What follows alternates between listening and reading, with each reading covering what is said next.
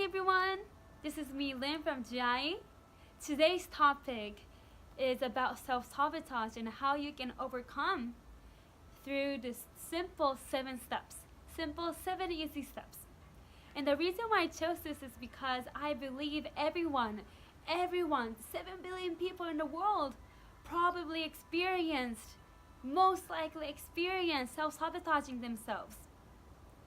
What I mean by self-sabotage is saying to yourself, I'm not good enough. I'm stupid. I'm not enough. I can't do this. And these self-talk limits you from taking action, limits you from being the person you really want to become, being able to live your dream life. And that's the main obstacle to your success, your inner dialogue, your disempowering inner dialogue. Therefore, in my short video today, I just want to share you the simple steps that you can do by your own self by having these 3 things: your pen, your notebook, and also just your time. Schedule a time to reflect yourself, and that's all you need. And I'll be looking through my blog in order to explain this. I won't forget. Therefore, if you want any visual assistance, do click in the link below and check out my blog to see the steps visually. Alright, so here it goes. From step 1, identify how you self-sabotage yourself. So what I mean by this is write down what you tell to yourself and what kind of circumstances.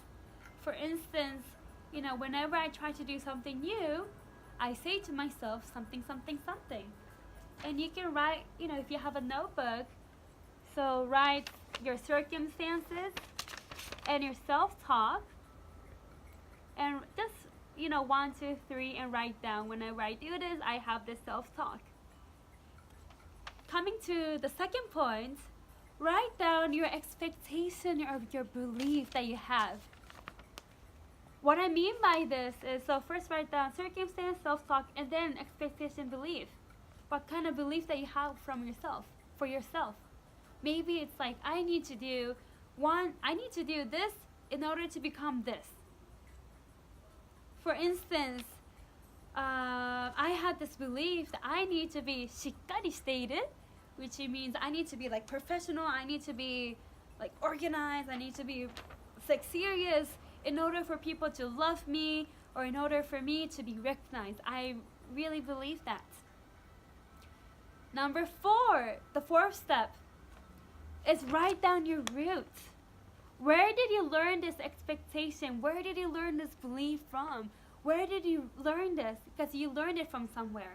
A baby does not have these kind of belief or limited belief onto themselves. They learn it through living their life, through going to school, through living with their family, through having, heard from their parents what they say to them.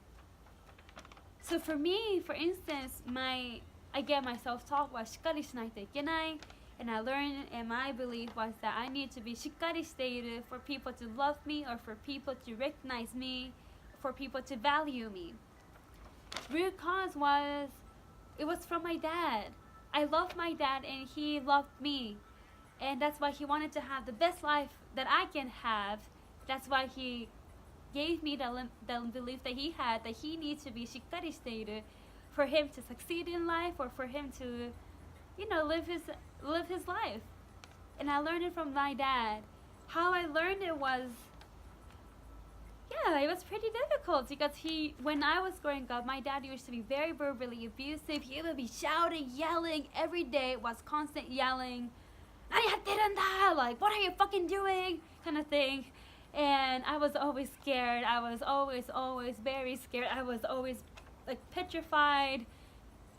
And I just still remember being like this. And so I learned it from my dad. So that's the root cause. And so that's your 4th step. Your 5th step is, yes. Actually, sorry, so the 4th step is take time to express what you're feeling to those who have hurt you, What I mean by this is that most likely, this root cause, you probably haven't been able to tell all this emotion that you had. You probably haven't able to share how they have hurt you. Therefore, you have so much like burden in your body, in your emotional body as well, and it's really dragging you down, and it's affecting you in your relationship. It's actually, affecting you in your interaction with people. So that's why first we have to release all this emotion. Therefore, if I were you and I have a pencil and a pen, I will write down a letter to them, and I will not send it to them. I will just write down how they have hurt me, how it affected me. And yes, just express your feelings. I will write that down. So that's my third step, writing how they have hurt you. And this is an option, but you can get a professional support as well. Sometimes people, when they're expressing themselves, they kind of get loose into their emotion and they start dwelling in the past and they go sad again. Some people, that's why they don't go back, and that's why they don't go back to reflect their life, because they're scared that they might become that sad version of themselves again. In that sense, it's very important, I feel, to get a professional guidance when you go to your past, so you won't dwell in the past and you can come back again in the present moment and be empowered through your past and not be victimized again. So that's our fourth. Take time to express your feeling to those who have hurt you. Moreover, number 5, decide what you can tell to yourself. Decide what you can tell to yourself instead when the circumstances occur. What I mean by this is, so you have the circumstance and negative self-talk. So instead of the negative self-talk, what can you tell yourself? What's an empowering way to tell yourself? For instance, I used to say, しっかりしないといけない. My self-talk was, 大丈夫だよ. 大丈夫. Just that. And you just feel okay. Reminding yourself that you're okay. Also for this, if you want optional assistance, optional professional guidance, it's really helpful, because sometimes when you're in your head, it's really hard to make a empowering self-talk. So if you have somebody to guide with you, it'll be much more easier to find better ones, better self-talk. And number 6. Replace 6 is actually replacing this empowering inner dialogue to a clear empowering dialogue. So making it very clear, having a post-it on it and putting on the mirror next to you so you can definitely see it, things like that. And number 7 is actually making a habitual action plan to vocalize your clear, empowering dialogue until it becomes a habit. What I mean by this is that your sabotaging self-talk is your habit. You've been kind of saying it all your life, so it's easier for you to say it. Therefore, you need to create another empowering habitual plan in order for you to create a very empowering life. So, create a habitual action plan. And the option for this is, get a professional guidance to make yourself accountable to your action. Sometimes in your busy life, you just forget doing things.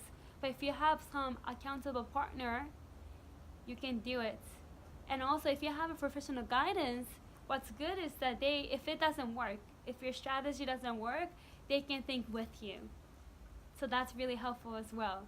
And they also have a professional knowledge about it, so they may be able to give you more good insights, good ideas about how you can transform and empower your life. So those were my 7 steps. So number 1 was identify how you self-sabotage yourself. And in this number 1, write down your self-talk and what kind of circumstances you use that self-sabotage. Number 2, identify the belief or expectation that you have to yourself. So like, I need to be しっかりしている, I need to be organized, things like that. Number 3, identify where you have learned that from. You probably learned that from your parents or from school or somewhere. Number 4, take time to express what you're feeling to those who have hurt you. Whether that's, writing it down or actually talking to them in an imaginary state by visualizing. Number 5, decide what you can tell to yourself when the circumstances occur. So brainstorm your new inner dialogue. Number 6, write down and replace the disempowering inner dialogue to a clear, empowering dialogue. You're writing it down, you're writing, and you put it on your wall somewhere so you always have a constant reminder. And number 7, actually take the actual habitual action to vocalize your clear, empowering dialogue until it becomes your automatic habits. Alright, so those are the 7 steps that you can take. Yes, if you have any questions, you feel free to contact me. If you have any requests of videos, feel free to contact me. I hope you have a beautiful day, beautiful rest of the day today.